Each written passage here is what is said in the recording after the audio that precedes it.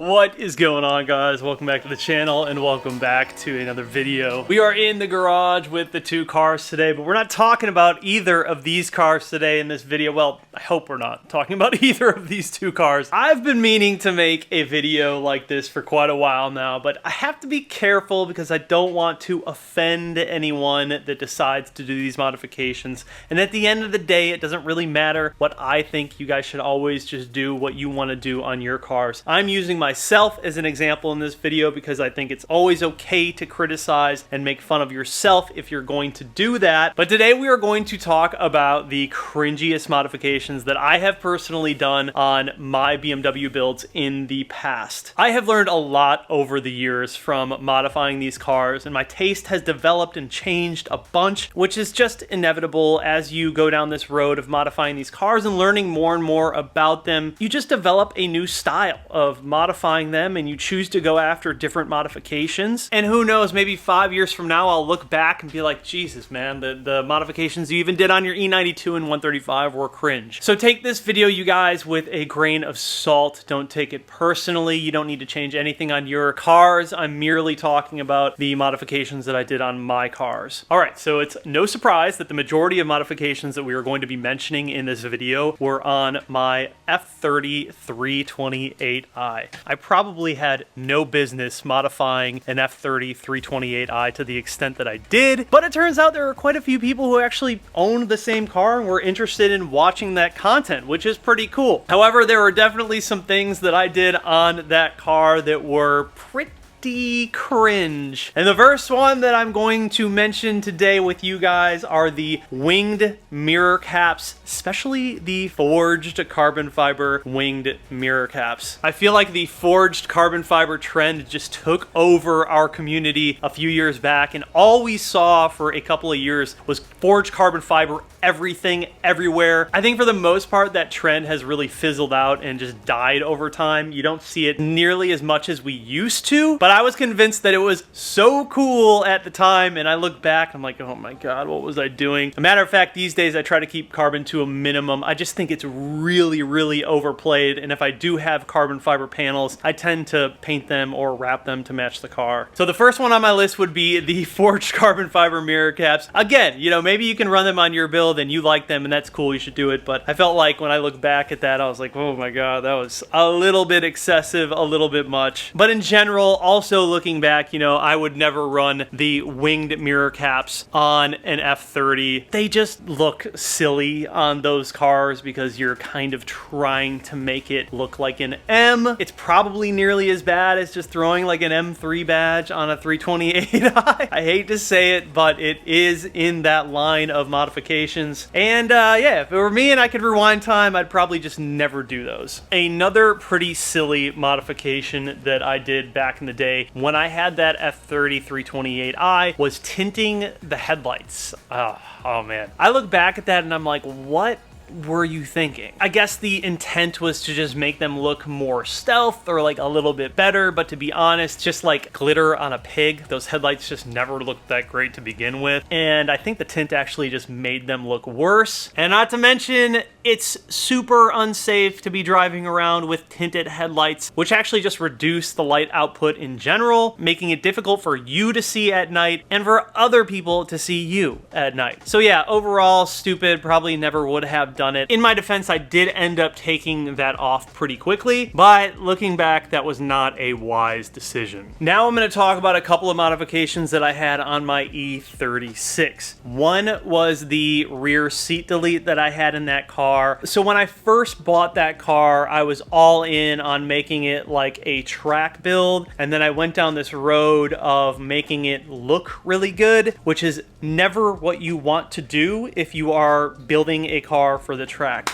If I had to do it over and I was going to build another car for the track, it would look like a total pile of shit. on the outside because the car is just going to get the crap beaten out of it on the track. There's no point in making it look pretty. I learned that quickly, and I installed a lot of modifications on that car that were just unnecessary. The rear seat delete, didn't need that. The cage, completely unnecessary, didn't need that. The Hard Motorsports plastic door cards, completely unnecessary, didn't need that. And a lot of these things really took away from the overall driving experience of that car. The car just ended up making a lot of noise because they are plastic and metal pieces. And at the end of the day, I sort of turned that car into like a street car, and it just looked silly having all of these plastic deletes and metal rear seat deletes and a giant cage in it when you didn't need any of it. Now, do we really need any of the parts that we put on our cars? No. But I definitely think there is a line to be crossed when building like a street car, and I think that throwing a cage into a street car is just too much. It's just not practical and doesn't really make a whole lot of sense. So if I redid an E36 build that was going to be a street car, I would just restore the interior, make it look nice and new like it did in the 1990s when it was released, rather than trying to make it into like this race car that it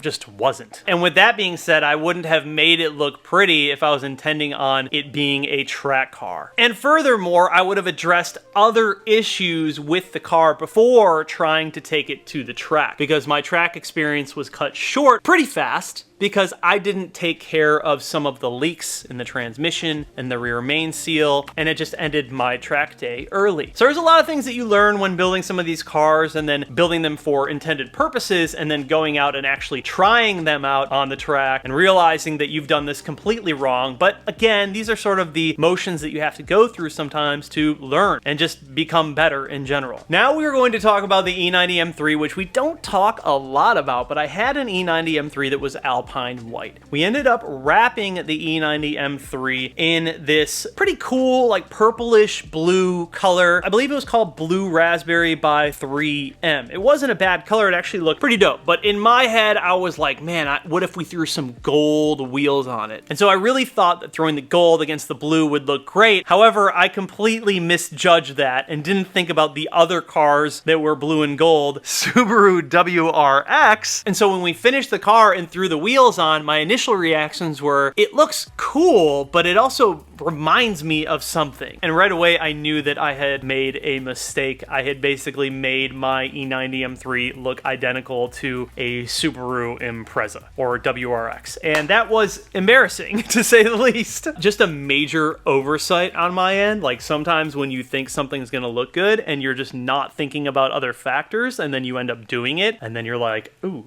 I kind of screwed up on that one. That was basically what happened there. It looked okay. I only had those wheels on the car for a very short time, and then I ended up getting rid of them and throwing some black ones on. Again, it would have looked way better with like some 359 comp wheels in silver, just like a factory look to it. Would have just been miles better than any of the wheels that I threw on that car. I liked the color of the wrap though. I thought the wrap was pretty cool. It just, the combination with the gold wasn't the best idea. Another one of the modifications that I think is pretty cringe to this day is when I installed the F1 style light diffuser from Alibaba on my F87 M2. Now, did it look terrible? No. I definitely like made it work, but in general, I've totally migrated away from these like light up diffusers that just look really cheap and silly. I don't know what I was thinking. Like what your F87 M2 is going to be an F1 car? What are you doing? Again, if you guys want to rock these on some of your builds, totally fine. Like I have seen them on certain cars and I'm like, it fits that car. Like it kind of looks like it could belong on that car. But on my build, on my M2, I thought it looked really silly after a while, and I just shook my head and removed the thing right away. Also, not to mention, it was an AliExpress diffuser and the quality was horrible. Like really, really bad. It never fit well. The carbon was cracking, peeling, especially with all of the heat that you get from an exhaust. All of that heat ends up hitting the diffuser and just destroys it. So yeah, looking back, that was definitely one that I wouldn't have done. If I knew back then what I know now, I wouldn't have done it. Another modification that I probably would not be doing today also goes back to the F30 Days. A lot of these modifications were during like the earlier days of like the F30, but when I had the F30, I installed the carbon fiber double slat M3 style front kidney grills, and they were just, it was just too much. Like it was over the top, ridiculous. And again, again, it was a base model 328i. And you know, back in the day, it was like so many people were like, well, why are you modifying this car? You're wasting your time. And I was like,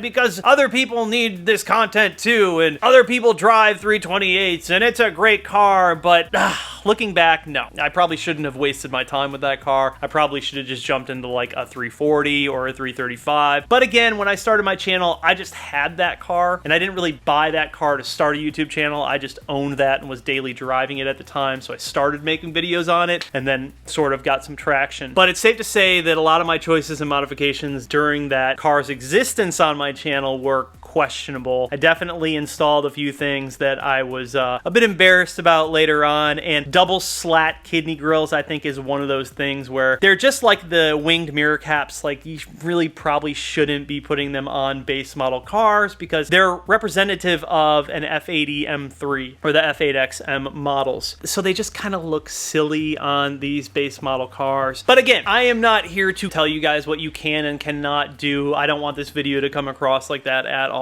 I think that we should all just have fun with our cars and build them however we want. I'm just sharing my experiences with my cars. That's why I'm using my cars as examples here. And my taste has just changed overall throughout the years, and that's really what this video is all about. Another one on the 328i were the F8X control arms that I did up front on that car, which again, go back to the fact that what were you doing trying to make a 328 handle like an F80? What was going on in that head of yours? I don't know. I feel like I just had that car at that time and I was trying to make as much content as possible on it. And the difference between today and then is, you know, when I buy modifications for these cars, it's 100% intentional and each modification has like a real purpose to the car. Whereas I feel like back then I was just sort of throwing as many things on those cars as possible. And that's where you end up just getting into this world of modifications that are just kind of silly in my opinion. But yeah, F8X control arms on the 328. It's just something probably that I wouldn't do today. Probably a waste of time and a waste of money. Maybe on a 340 or a 335, but a 328 is a hard sell. Another modification that was a bit cringy on my M2, and I'm gonna have a lot of people that don't agree with me on this one, and that's totally fine, is going to be the aftermarket headlights. The headlights in general looked really good. They're very, very well made. They definitely brought up the aggression overall on the car, but just looking back, I feel like aftermarket headlights on a lot of these cars just sort of cheapen the overall style of the car. And that's why, you know, I had a lot of people who were kind of upset when I put the factory headlights, the LCI headlights on the 135, because I did originally have Bay Optics custom headlights for this car, and I ended up removing them and bought a set of factory LCI headlights because I just felt like they suit the build better and they just looked better on this car. Now, if I was building like an F30 340 that was wide body and like crazy and just trying to get a bunch of attention, the Bay Optics would make a lot more sense. But on a factory-ish M2, I don't know, man. It just, if I went back to it today, I would try to have sourced LCI style M2 headlights or just newer F87 headlights for that car. And I think that that would have looked a lot better. Like on my M4 GTS, I obviously did not do custom headlights. I did the Icon headlights. Those sort of upgrades, just in my opinion, look a lot better and make a lot more sense on the car. And they're OEM, which you can never go wrong with OEM. It's anytime that you go to like the custom stuff, it just sort of gives it an Amazon style build element. Did I hate them? No. Looking back, I'm like, yeah, it looked pretty good, but would I do it again? No, I wouldn't. Personally, I just think the car would have looked a lot better with like LCI headlights. Lastly, isn't really like a modification. I'm just going to talk about the cars in general and the modification process. Cringiest thing about doing a lot of modifications to some of these cars, especially with me in the past, is I just jumped right into modifications when I bought the car and I didn't do maintenance. And over the years, understanding these cars, learning more about these cars, and just becoming more technically aware of these cars and how they're made and what they like, I learned that maintenance is so important that you should always be doing as much maintenance as you possibly can before you even think about doing any modifications to these cars, because if you don't handle the maintenance first, but you decide to jump to modifications, all of those those weak points in the car are going to become more noticeable and create even more problems for you down the line. So when it comes to modifying any of your cars, just make sure to knock out the maintenance first, and that's something that I've learned over the past couple of years, to really take maintenance seriously. And then I've just had a better overall ownership experience in general of owning different BMWs when I've tackled that maintenance as much as I possibly could up front. So that would be my advice. If you're looking to modify your BMW, just make sure you knock out as much of the maintenance as possible. All of the very well-known issues that might go wrong with your specific car. Do your research, figure out what it's going to cost, maybe learn how to do it yourself in your garage, and anything that you need to obviously take into a shop, just get it done, save up for it, and make it happen. So then when it comes time to do your modifications, you can just enjoy modifying the car and driving it to its full capabilities. Anyways, that is going to wrap up today's video. Let me know what you guys think of today's video. Do you agree with my list? What other things would you add to that list? Even with any of my builds back in the day that I had, are there some other cringy modifications that I installed that I just forgot about? I'm sure there were. I've been on YouTube for about 6 years now, and it's pretty much impossible to not make a mistake when you're making 3 to 5 videos per week for 6 years straight. So it happens, and we all learn. And like I said before, our tastes and modifications change. But at the end of the day, you should always be doing what you want to do to your cars and build your builds the way you want to build them. That is what makes this whole community unique and fun. But anyways, guys, I appreciate you so much. Make sure you like this video, subscribe to the channel. I'll see you in the next one.